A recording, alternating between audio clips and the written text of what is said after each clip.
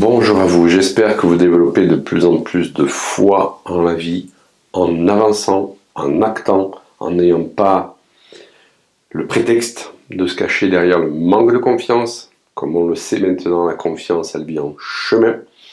On a vu ensuite que la posture est méga importante pour développer la foi en la vie. Et la troisième chose, c'était la gratitude, l'extasipline, de remercier pour tout ce que vous avez. Il y a un quatrième facteur que je vais vous dissocier, parce qu'il est très important, qui donne de plus en plus la foi en la vie. On dit que l'appétit vient en mangeant, la foi vient en priant. C'est pour ça que la prière a toujours été une base importante de toutes les religions, de toutes les traditions ésotériques, de toutes les disciplines d'évolution. La prière est quelque chose de très important. Alors, si vous n'êtes pas, je dirais, religieux, catholique, chrétien, etc., musulman, pas de souci. Il n'y a pas besoin d'être religieux pour pouvoir prier.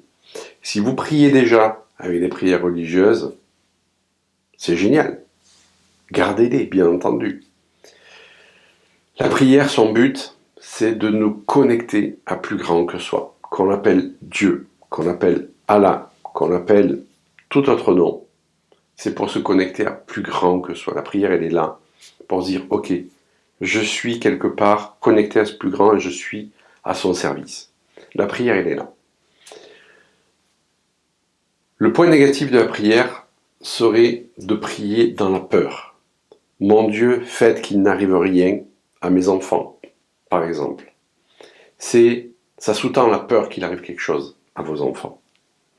Je trouve que prier en disant je te confie la santé de mes enfants ou j'envoie de la lumière à mes enfants plutôt que d'avoir peur qu'il leur arrive quelque chose. Je prends cet exemple-là parce que souvent on prie de cette manière-là pour quelqu'un qui est en difficulté à l'hôpital, qui est malade, etc.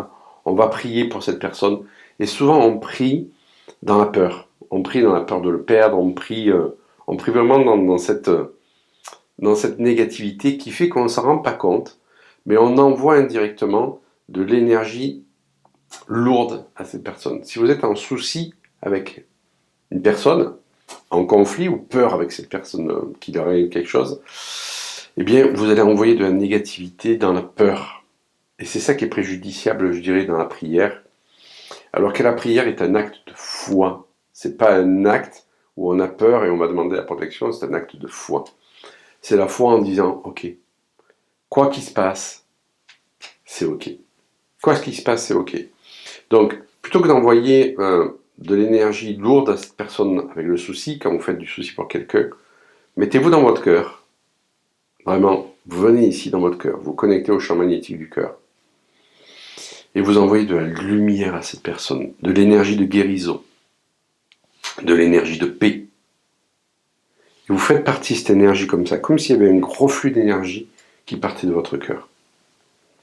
Et vous vous connectez à plus grand, à Dieu, à la source, à l'univers, pour fortifier cette énergie, comme si c'est ce plus grand qui alimentait cette énergie-là.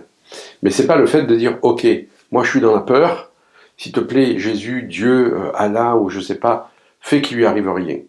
Ça marche pas. Ça marche pas, parce que votre vecteur, c'est la peur. Alors que la prière, c'est vraiment pour se connecter à plus grand. C'est se connecter à une énergie qui est supérieure à la nôtre, qui fait qu'on est déjà, nous, dans une énergie positive, et on va être le canal de cette énergie positive. Le but de la prière, en fait, il est là pour ça. Donc, c'est pour ça qu'il est demandé de prier avec la foi. Et que plus on va prier, plus on va avoir la foi. Donc, il n'est pas nécessaire, comme on a vu qu'il n'était pas nécessaire d'avoir la confiance pour acter, il n'est pas nécessaire d'avoir la foi pour prier.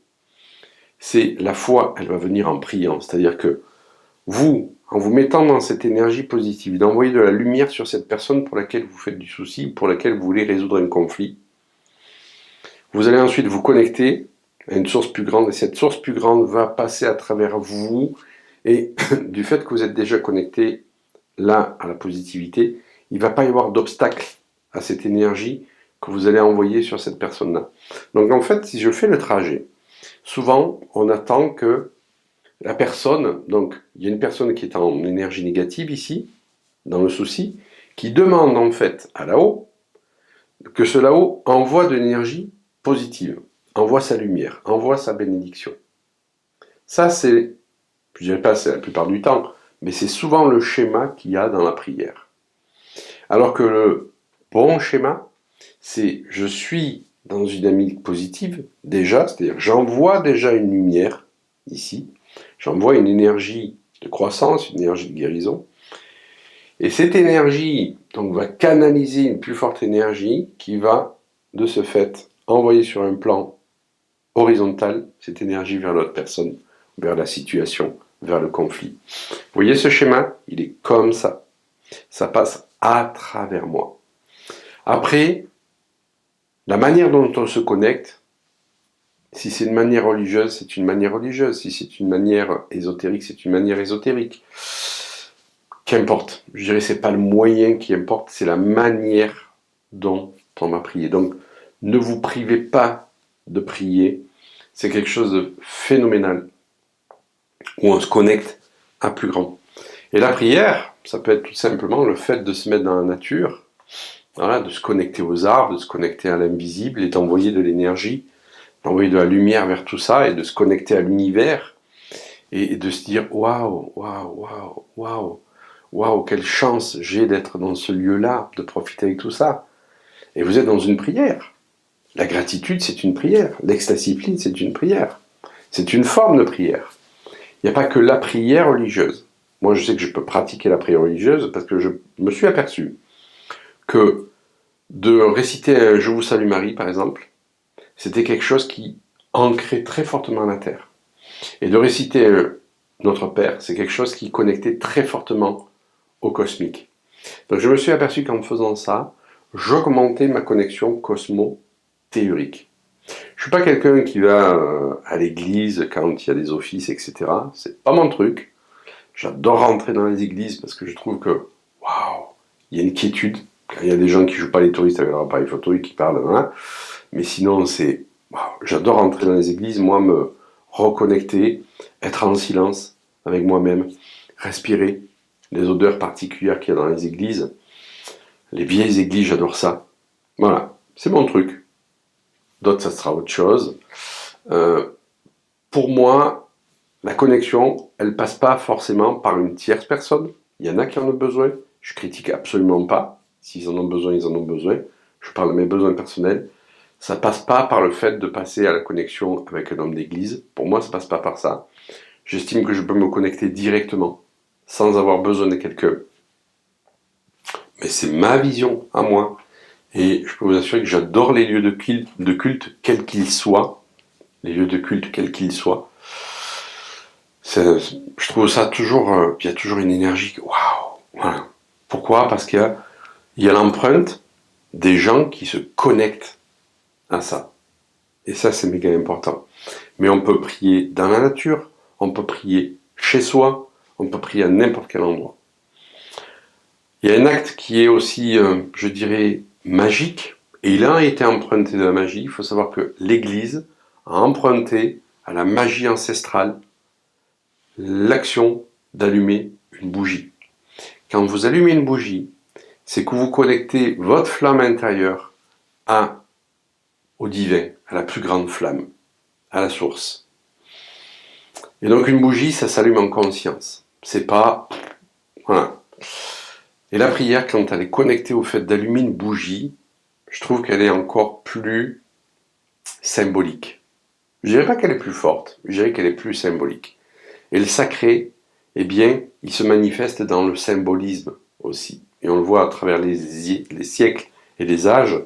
Eh bien, le sacré s'est manifesté à travers le symbolisme. Il n'y a qu'à voir dans les églises tout le symbolisme qui est taillé dans la pierre, avec tous les symboles qu'il peut y avoir. C'est quelque chose de fantastique.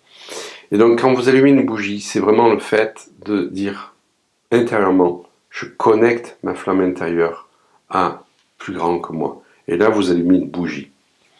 Cette bougie, c'est incarner dans la flamme la lumière. Donc, Quand vous priez, si vous avez la possibilité d'allumer une bougie, c'est encore mieux. Quel type de bougie? Une bougie chauffe-plat, ça fait l'affaire. Une bougie chandelle, c'est encore mieux. Une bougie blanche, qui agit sur tout. Une bougie grise, quand on veut agir sur la négativité. Une bougie rouge, quand on veut se mettre dans l'action. Une bougie verte, quand on veut travailler sur sa santé. Une bougie bleue, quand on veut apaiser son mental. Une bougie orange, quand on veut travailler sur la joie intérieure. Si vous n'avez qu'une bougie blanche, c'est très bien aussi. Vous pouvez invoquer vos guides, vous pouvez invoquer des saints, vous pouvez vous connecter à votre religion, à votre système de pensée. Vous pouvez adresser cette prière donc à la terre, vous pouvez adresser cette prière à vous-même, aux autres, et les vivants, quelque part, ont une responsabilité vis-à-vis des morts. Et oui, plus vous allez prier pour les morts, plus vous allez permettre à leur âme de s'élever de plus en plus. Moi, mon père était athée, et quand il est décédé, vu que j'avais des liens en Inde, ma mère avait des liens en Afrique, il y a eu des messes en Inde, plusieurs. Il y a eu, enfin des messes, des rituels. Il y a eu des rituels en Afrique avec des messes. Il a eu des messes en France, mais pas parce qu'on l'a demandé, c'est parce que ça s'est fait comme ça, les gens se sont groupés par affection pour nous, pour vraiment prier pour lui. J'ai vraiment senti, puisque j'étais en connexion avec mon père quand il est décédé, j'ai vraiment senti que c'était quelque chose qui allait l'aider à monter parce qu'il était athée. Du fait qu'il était athée, eh bien, il n'y a pas cette connexion. Si vous voulez, quand on décède, et c'est important d'aborder ça, quand l'être va décéder, plus il a cultivé la foi dans sa vie en quelque chose de plus grand que lui, plus quand il va passer de l'autre côté, c'est comme s'il levait sa conscience vers un plan plus haut. Et le fait de lever sa conscience vers un plan plus haut va faire que son ascension dans ces plans supérieurs va être beaucoup plus facile. Les guides vont venir l'accompagner plus facilement. Si on est athée, si on ne croit pas, eh bien, on n'a pas cette connexion à plus haut. Quand je dis athée, c'est pas la religion, c'est le fait de ne pas croire en un au-delà et en une évolution au-delà de la vie. C'est pas la religion chrétienne. Et donc, quand on est athée, eh bien, on a toujours le regard tourné vers la matière, puisqu'il n'y a pas cette connexion spirituelle. On a le regard tourné vers la matière, et donc c'est beaucoup plus dur, quand on est décédé, de tourner le regard vers les plans supérieurs pour pouvoir être aidé, pour pouvoir monter. C'est ce qui fait que des personnes qui ont pu être athées dans leur vie, qui étaient trop tournées vers les biens matériels, vers l'argent, vers le sexe, vers les possessions matérielles, quand elles décèdent, peuvent avoir du mal à monter vers des plans supérieurs parce que toute leur conscience était tournée vers la matérialité. Et il va falloir un certain temps avant que la conscience évolue, qu'elle puisse monter. Et donc la prière est vraiment là pour permettre ce changement. Et plus vous allez prier pour les morts, surtout les personnes suicidées par exemple, ou les personnes qui sont décédées d'un accident, qui ne savent pas forcément qu'elles sont mortes, plus vous allez prier pour ces personnes-là. Mais pas la prière dans le chagrin, dans la tristesse, la prière dans dirige tes yeux vers là-haut. Il y a la lumière là-haut. Connecte-toi à cette lumière. Vas-y, lâche le plan matériel. Nous, on continue notre vie, on va veiller sur nous. Tu n'as pas à veiller sur nous. Les guides, les anges veillent sur nous. Toi, maintenant, tu dois t'occuper de toi. Tourne le regard vers la lumière. Tu vas être enseigné, tu vas être pris en charge par les êtres de lumière. La prière, c'est ça. C'est, allez, tourne les yeux vers la lumière. Lâche le plan matériel. Lâche la possession matérielle. Lâche tout ce qui est importé pour toi sur le plan matériel.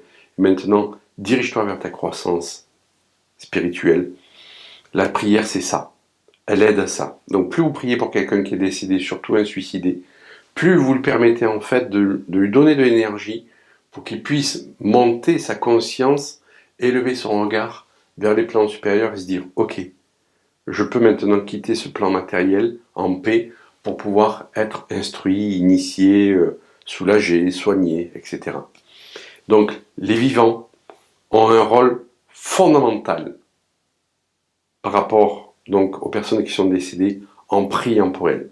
Comme je l'ai dit, non pas dans la tristesse, non pas dans la peine, même si on a de la peine, même si on a de la tristesse, mais il faut réaliser quand on a la peine et de la tristesse, on a la peine pour qui? Pas pour la personne qui est partie, parce qu'elle maintenant va cheminer dans un monde entre guillemets meilleur, mais pour nous. Souvent, quand on pleure, c'est qu'est-ce que je vais devenir sans cette personne-là. Donc on prie sur nous, on pleure sur nous, on pleure pas sur la personne. Vous comprenez? Il y a une attitude, je dirais, qui est normale, mais qui est quand même un peu égotique, qui est derrière. Il y a la séparation. Qu'est-ce que je vais devenir sans cette personne? Alors que votre vie va continuer. Donc c'est vraiment prier pour les personnes qui sont décédées. Prier pour vous, bien entendu. Donc la prière, c'est quoi? Ben, c'est se voir grandir. C'est pas avoir une maladie, faites que je guérisse, faites que je guérisse, faites que je guérisse. Non, c'est pas ça. La prière dans la maladie, ça va être se connecter, vraiment. Ok, quel changement je dois mettre en place? Montre-moi la voie vers les changements que je dois mettre en place. Et c'est vraiment sentir cette connexion qu'il peut y avoir et demander aux anges, aux guides, à la source, qui vous aide, qui vous inspire, qui vous aide à changer les schémas à l'intérieur de vous. Prier pour les autres, c'est ça aussi. C'est je leur envoie de l'énergie positive, je me connecte à plus grand, je leur envoie encore plus d'énergie de lumière. Et je demande aux guides et aux anges de veiller sur cette personne-là, mais non pas dans la peur, mais tout simplement parce qu'il y a de l'amour. Le vecteur de la prière doit être l'amour. Ça ne doit pas être la peur, sinon ça crée un effet antinomique. Le vecteur de la prière doit être l'amour, et non pas la peur, ni la crainte, ni l'angoisse. Parce que la peur, la crainte, l'angoisse, c'est pas de l'amour. Donc l'amour, c'est la confiance. C'est quoi qu'il arrive à cette personne-là, je sais que ce qui va lui arriver, ce sera ce qu'il y a de meilleur pour elle. Et j'ai confiance en la vie. Et quand on est sur le point de perdre une personne, c'est vraiment de se connecter à ces personnes dans l'amour, dans le cœur, connecter ceci, demander la présence, et vraiment que le meilleur arrive pour elle et pour nous. Donc si vous avez l'habitude de prier, soyez attentif au fait de prier dans la confiance, observez si vous priez dans la confiance ou dans la peur, et modifiez si vous priez dans la peur. Et si vous n'avez pas l'habitude de prier, eh bien, commencez à le faire par des prières très simples. Prière très simple, c'est tout simplement, ne serait-ce que d'envoyer de la lumière aux gens que vous aimez, et d'imaginer que vous avez un canal de lumière qui part comme ceci, qu'une lumière plus grande pénètre en vous, et que vous passez encore plus de lumière à ces personnes-là.